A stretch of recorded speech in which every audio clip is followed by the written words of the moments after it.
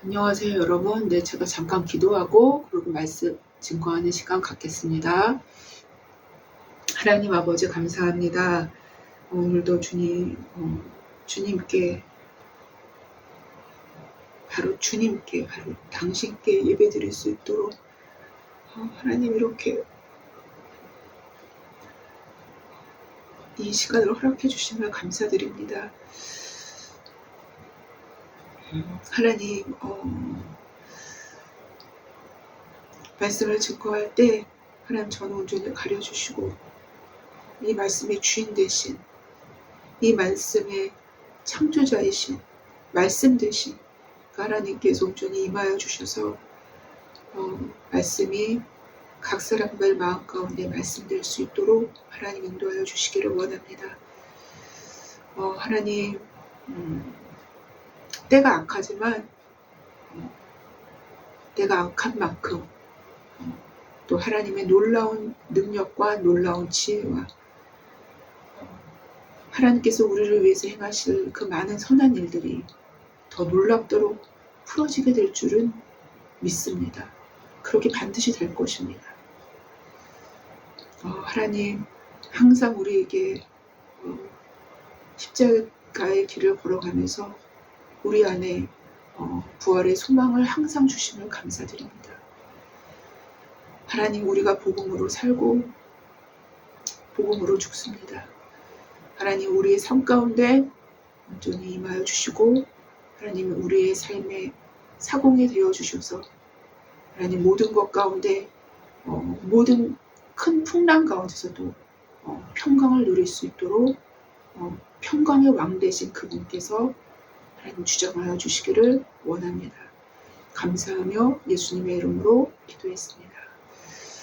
아멘. 네, 오늘은 여러분 그 로마서를 계속 하는데요. 강의를 하는데요. 로마서 서론의 7번째 시간을 갖겠습니다. 네. 제가 잠깐 광고도 아니고 뭔지도 잘 모르겠지만 잠깐 이제 제가 이런 말은 제가 처음 하는 것 같은데요. 제가 잠깐 말씀을 드리면 제 삶에는 이게 첩보 영화 같은 일들이 상당히 많이 벌어져요. 그래서 설교 원고를 거의 도둑질 당한 거나 마찬가지거든요. 그래서 무단 침입을 누군가가 해서 제 설교 원고를 다 찍어간 것 같습니다. 그래서 아마 또 이런 것들을 통해서 또 이렇게 악하게 변형을 시키거나 악하게 이렇게 조작을 하거나 그런 일들이 벌어질 수 있습니다. 한 5주에서 6주 정도치의 설교문을 다 이제 말하자면 정보가 유출이 된 것 같아요. 무단 침입으로 제 방에 들어온 것 같습니다. 그래서 일단은 보호 기간 동안에 올라오는 그런 설교문들은 여러분들이 감안해서 말씀을 들어주셨으면 합니다. 네. 오늘 설교는요, 여러분, 제가 사순절 기간 때는 사순절 기간에 맞춰서 설교를 했죠. 그래서 이제 사순절 기간에 맞춰서 설교를 한 거는 매주 바로 전주에 설교를 준비하고 바로 전주에 설교를 준비하고 그런 식으로 해서 6주 동안에 사순절 설교를 했죠. 근데 이제 오늘 설교 같은 경우에는 사순절 전에 준비를 해놓은 것입니다. 그래서 제가 계산을 해보니까 1월 말에 기록을 해놓은 설교예요. 예. 아마 이것도 아마 또 이제 도둑질을 당한 것 같기는 한데 1월 말이라면은 제가 아무 일도 하지 않고 집에서 일이 없었기 때문에 집에서 데이터 라벨링 작업이나 뭐 이제 그런 일을 했었을 때에 이미 그때 기록을 해놓은 것입니다. 네, 그래서 일단은 제 삶에 너무 이제 조금 신기한 것들이 많은데요. 이거를 제가 이미 벌써 1월 말에 적어둔 것인데도 불구하고 마치 상황이 좀 뭔가가 이게 맞아 떨어지는 듯한 느낌을 되게 많이 받아요. 저는 사실 선지자도 아니고 예언도 못하고 아무것도 못합니다. 저는 그냥 말씀을 증거하는 사람인데 제 삶에 이런 일들이 참 자주 있어요. 그래서 1월 말에 적어놓은 말씀이라는 거를 제가 일단은 말씀을 드리겠습니다. 왜냐면은 중간에 사순절 기간에 6주가 꼈었기 때문에 이제 원래는 7주인데 사순절 기간이 근데 이제 제가 한 주는 그냥 스킵하고 그 3월 5일부터 제가 사순절을 지켰습니다. 사순절 기간에 맞춰서 설교를 했기 때문에 그 시간을 제외하면은 오늘 적은 설교는 제가 1월 말에 기록한 것입니다. 네, 그래서 일단은 설교를 하겠습니다. 오늘 본문은 로마서 1장 14절에서 15절까지의 말씀입니다. 네, 제가 한번 봉독해 보겠습니다.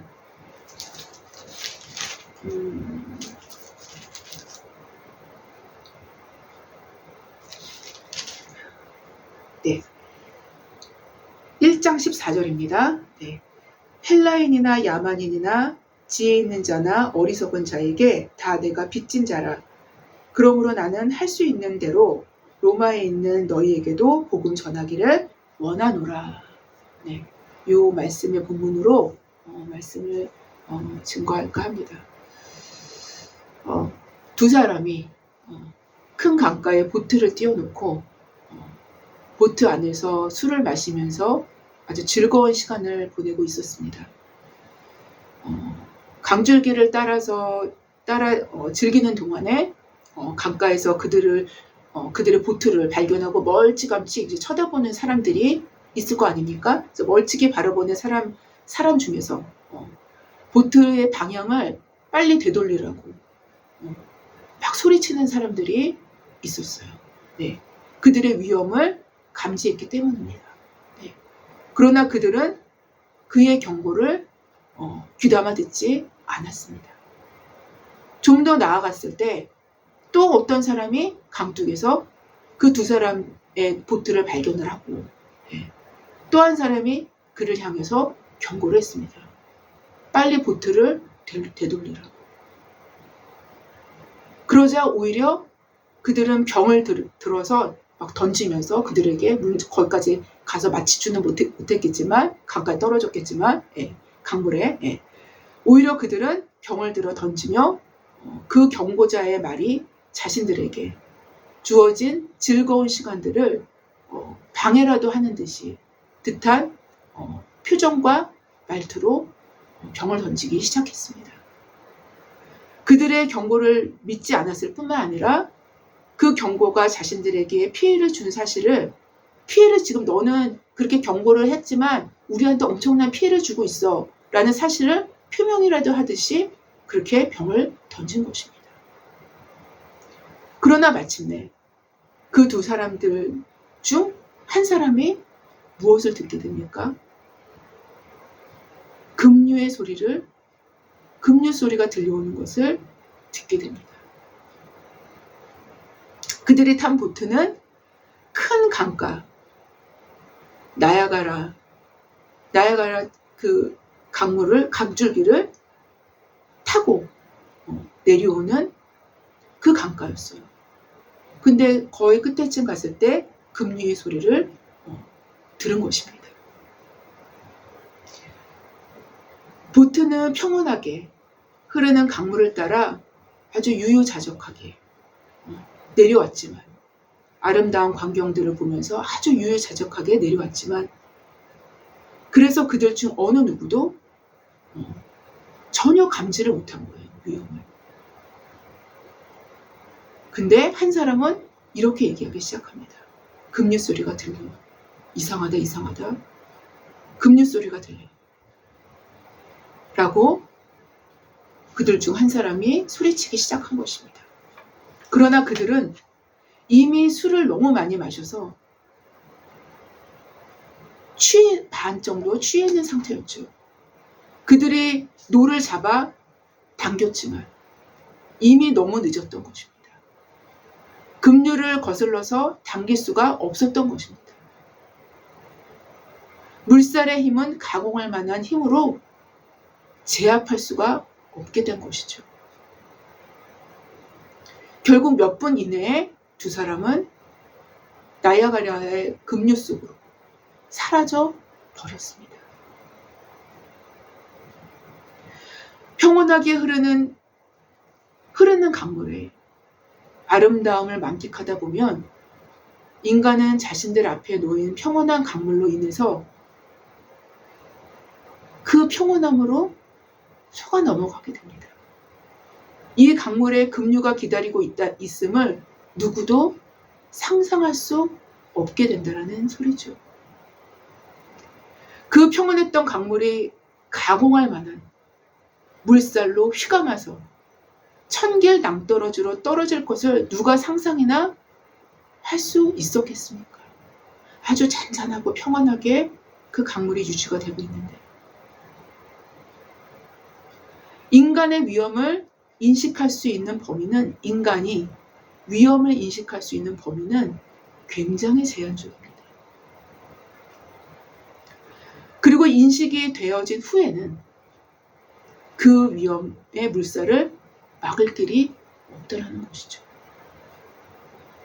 그러나 두 사람이 미워했던 강가의 경고자들이 오히려 두 사람의 생명을 구할 수 있는 유일한 희망이었음도 알게 됩니다.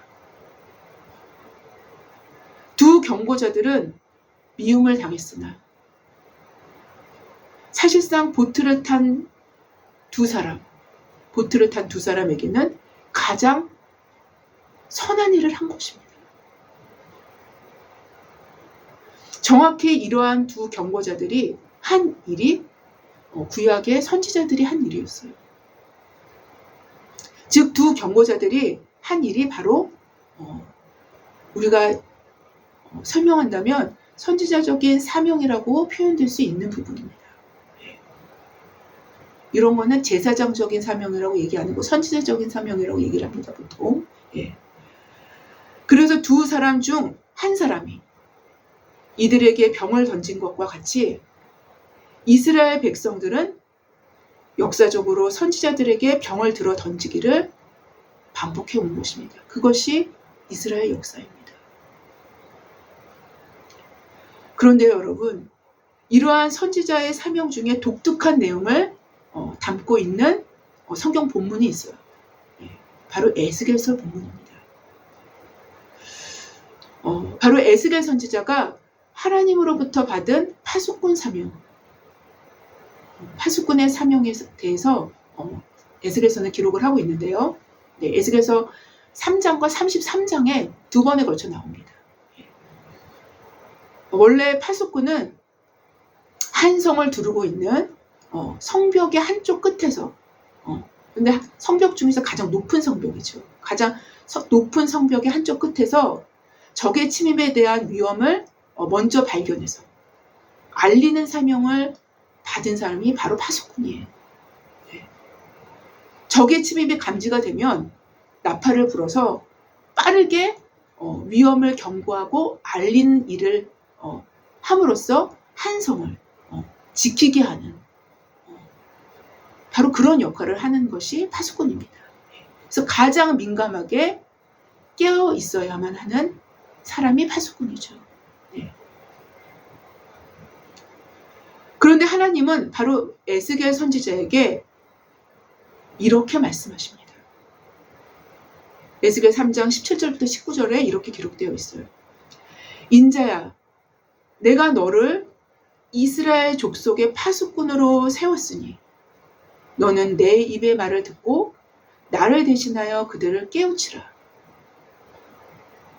가령 내가 악인에게 말하기를 너는 반드시 죽으리라, 꼭 죽으리라 할 때에 내가 깨우치지 아니하거나 말로 악인에게 일러서 그의 악한 길을 떠나 생명을 구원하게 하지 아니하면 그 악인은 당연히 그 죄악 중에서 죽으려니와 내가 그 피값을 내 손에서 찾을 것이고, 왜냐하면 깨우치지 아니했기 때문에. 여기서 깨우친다라는 거는 하나님의 말씀을 전해서 이거는 돌이켜야 돼, 이거는 그만해야 돼, 라고 얘기하는 거를 얘기합니다. 경고를 얘기하는 거예요. 그래서 내 손에서 찾을 것이고 그거를 못했을 때는 내가 악인을 깨우치되, 근데 반대로 내가 악인한테 이 얘기를 했어. 악인을 깨우치되 그가 그 악한 마음과 악한 행위에서 돌이키지 아니하면 그는 그의 죄악 중에서 죽으려니와 너는 내 생명을 보존하리라 라고 기록을 합니다. 근데 이 파수꾼의 사명이 굉장히 에스겔 선지자에게 굉장히 중요했는지 이 선지자적인 사명을 에스겔서에서 2번이나 언급을 하죠. 3장이랑 33장이에요. 즉 파수꾼의 사명은 성의 위험을 먼저 파악하고 성 안의 사람들에게 나팔을 불러 알리는 것과 같이, 나팔을 불어서 위험해! 피해야 돼! 지금 적군이 쫓아오고 있어. 적군이 지금 오고 있어. 우리 성을 포위하려고 들고 있어. 라고 위험을 알려주는 역할을 하는 거죠. 예. 나팔을 불어서 알리는 것과 같이 하나님의 파수꾼은 사람들의 영적, 정신적 위험을 파악하고 그들에게 나팔을 불어서 알리는 사명인 것입니다. 나팔을 불어 깨우치게 하는 사명을 받은 것이라는 것이죠. 예를 든다면 강가에서 보트에 탄 사람들에게 위험을 경고했던 강가의 경보자들은 그들의 사명대로 경고를 했으나 깨우쳤으나 그들 두 사람 자신이, 그러니까 보트에 탄 사람 그 두 사람 자신이 그 깨우침을 받지 않은 거예요. 그래서 그 두 사람 자신은 그 생각과 행동을 돌이키지 않아서 그들의 죄악 중에 죽은 것입니다. 강가의 자들은 그들 자신의 생명은 강가의 그들 자신의 생명은 하나님 앞에서 보존된 것이죠. 왜냐하면 그들의 사명을 감당했기 때문인 것입니다. 이게 성경의 원리예요. 그러나 경고자들이 경고하지 않았다면 두 사람은 그들의 선택으로 당연히 죽게 되겠지만 보트에 탄 사람은 경고자들 역시 하나님 앞에서 죄인이 될 수밖에 없는 것입니다. 여기서 우리는 파수꾼의 입장에서 파수꾼 자신의 사명을 생각해 볼 필요가 있다라는 것입니다. 파수꾼의 입장에서 파수꾼 자신의 사명을 생각해 볼 필요가 있습니다. 왜냐하면 우리 오늘 본문과 아주 직접적인 연결이 되기 때문이에요. 네. 아직까지 깨닫게 하지도 못했고 위험의 경고 소리를 말하지도 못한 사람들에게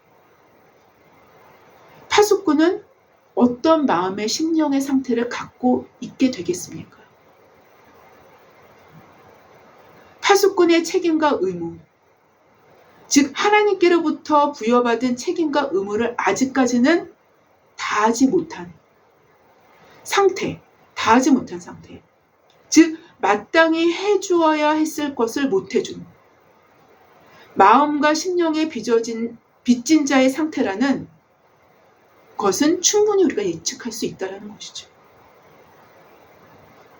당연히 지불해야 할 돈을 지불하지 못하고 빚져 있는 것과 같이 당연히 나팔을 불어서 경고해야 할 경고를 하지 못했기 때문인 것입니다. 이 빚에서 벗어날 수 있는 길은 파수꾼의 책임과 의무를 다했을 때에만 이 빚에서 벗어날 수 있는 것입니다. 구약에 능통했던 가말리엘의 문화생이었었던, 그렇게 교육받아왔던 사도 바울은 분명히 이 에스겔 선지자의 사명을, 이 본문을 분명히 알고 있었을 것입니다. 본문 14절 이하에 헬라인이나 야만인이나 지혜 있는 자나 어리석은 자에게 다 내가 빚진 자라. 사도 바울은 지금 이렇게 얘기하고 있는 거예요. 또 15절 이하에는 이어서 그러므로 나는 할 수 있는 대로 로마에 있는 너에게도 복음 전하기를 원하노라. 이렇게 얘기하고 있는 거예요. 정확히 파수꾼의 사명의 개념을 가지고 이 본문을 적는 것입니다. 바로 복음을 증거하기 시작하는 이 시점에서 사도는 파수꾼의 사명을 받은 에스겔처럼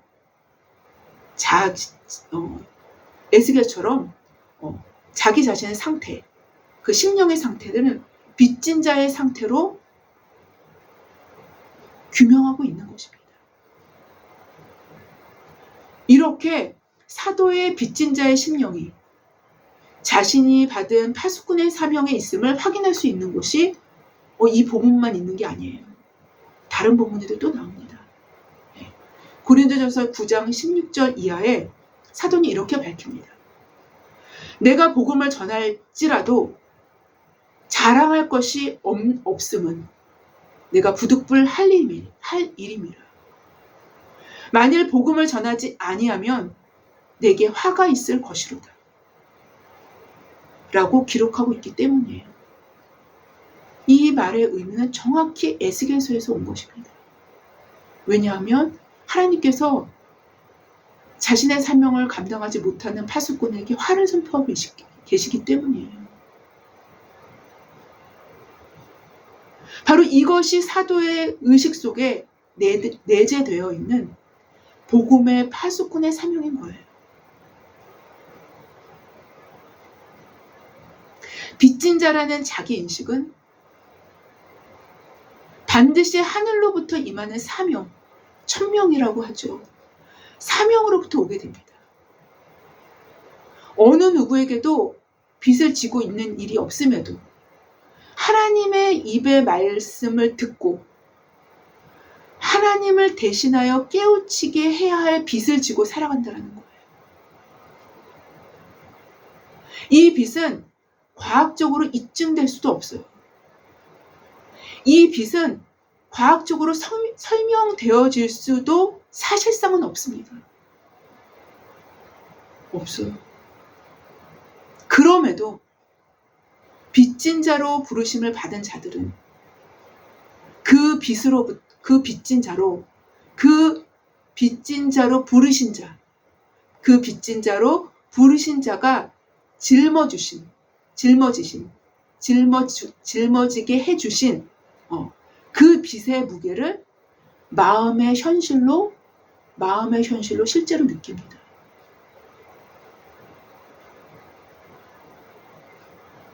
그 책임감 속에서 살아갑니다. 바로 오늘 본문인 로마서 1장 14절에서 15절 말씀은 이러한 책임감 속에서 나온 사도의 심경을 밝히고 있는 거예요. 사도 바울의 이 본문은 정확히 그 책임감입니다.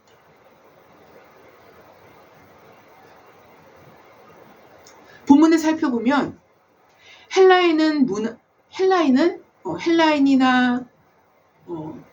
야만인이나 지혜 있는 자나 어리석은 자에게 내가 다 빚진 자라 라는 것이 오늘 본문이죠. 네.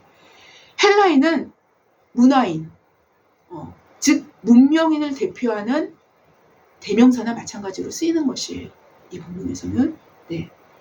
그래서 문화인, 즉 문명인을 대표하는 표현인과 동시에 헬라인의 지성적인 측면을 강조하는 어떤 부분이 들어있어요. 네.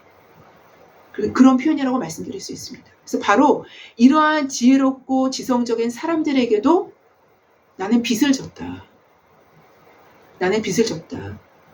내가 파수꾼으로서 빚진 자임과 동시에 완전히 상반된 사람들, 완전히 상반된 부류인 야만인, 즉 비문명인들에게도 동일한 빚진 자임을 사도 바울은 자신의 심경을 토로합니다.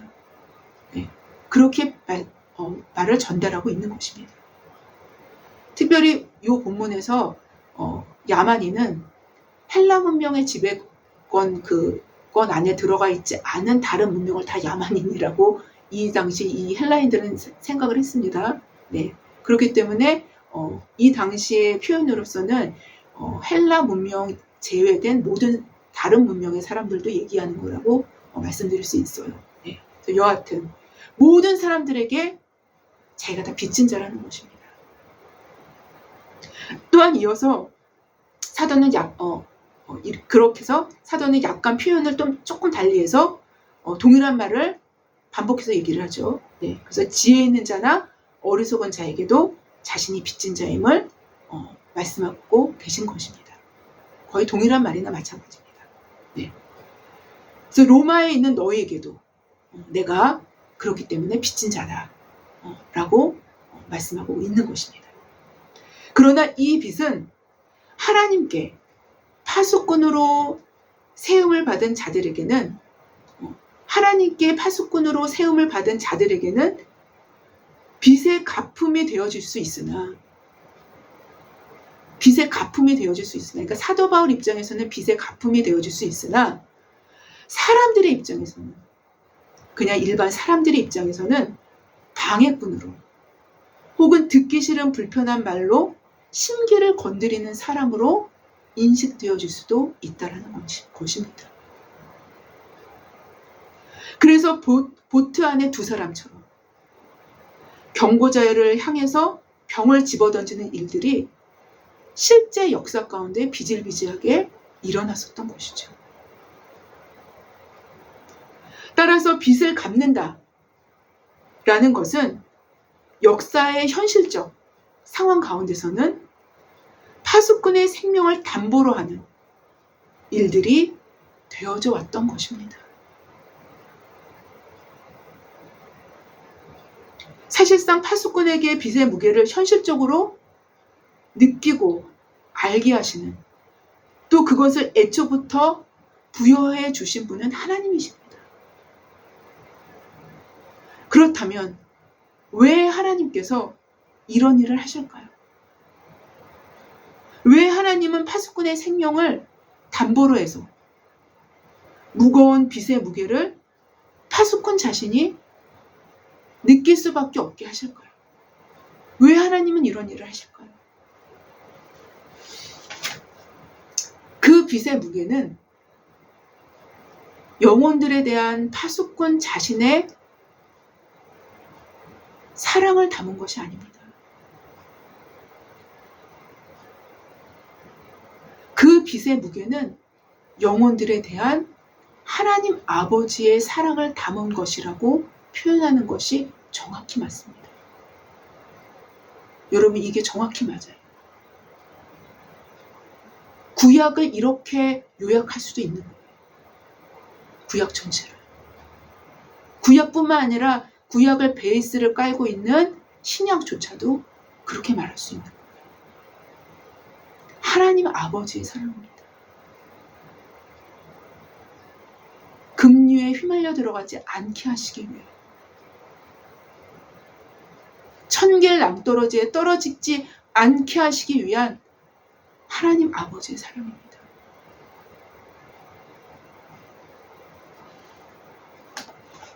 참된 사명을 받은 자들은 자신을 향하여 병을 집어던지는 상황에서도 경고를 멈추지 않습니다. 왜냐하면 그는 그 경고를 전달받은 자로서, 그 경고를 전달받은 자예요. 그 경고를 전달받은 자로서 참된 경고자의 사랑을 알기 때문이에요. 또 왜냐하면 그 일이, 그 경고가 하나님 보시기에 선한 일이 되어지기 때문인 것입니다. 그것을 알기 때문이에요. 그리고 어쩌면 그 일이 급류를 피할 수도 있게 만들기도 하기 때문인 거예요. 그 일이 병을 집어던지는 자들을 실제로 살리는 일이 되어질 수도 있기 때문인 거예요. 우리 시대는 경고자들, 우리 시대는 경고자들도,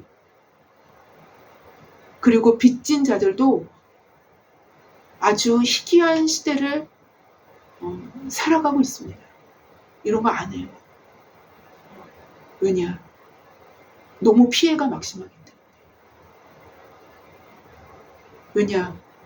생명을 담보로 해야 되기 때문에.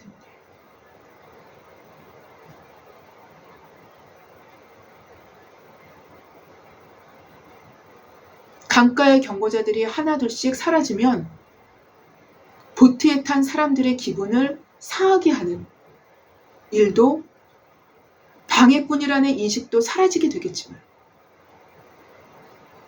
그들은 누구의 경고도 없이 급류를 향해서 천길 만길 낭떠러지를 향해서 다이렉트로 흘러 떠내려가게 될 수밖에 없다는 거예요.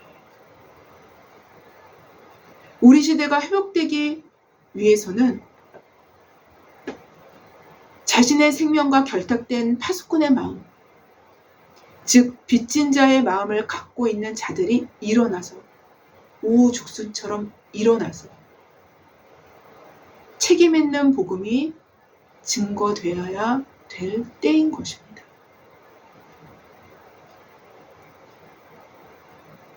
왜냐하면 이들에게는,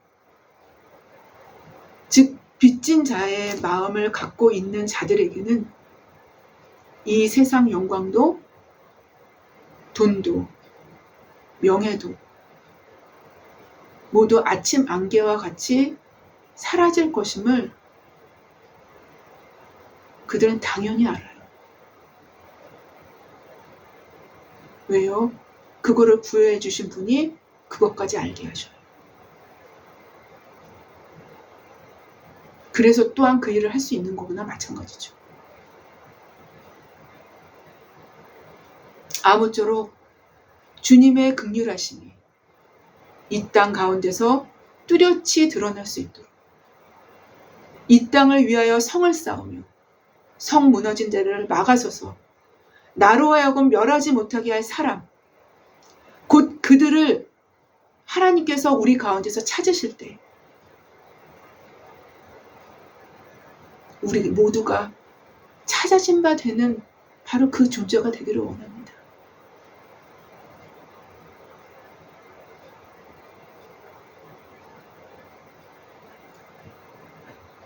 여러분과 제가 이러한 하나님 앞에서 올곧게 설 수 있는 그러한 사람들로 서게 되기를 주님의 이름으로 기도합니다. 제가 기도하고 마치겠습니다. 하나님 아버지 감사합니다.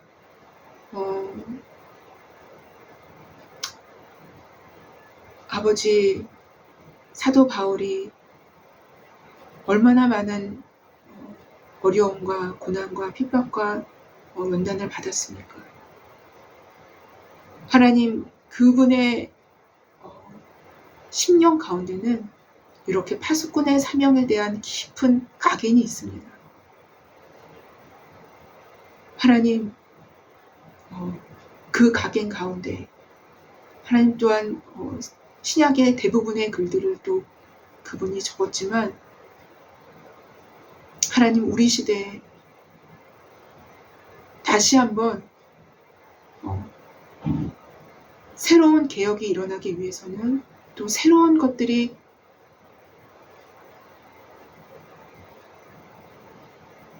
다시 한번 새롭게 개혁되기 위해서는 하나님, 이러한 부류의 사람들이 많이 일어나야 됩니다. 하나님, 우후죽순처럼 일어나야 됩니다.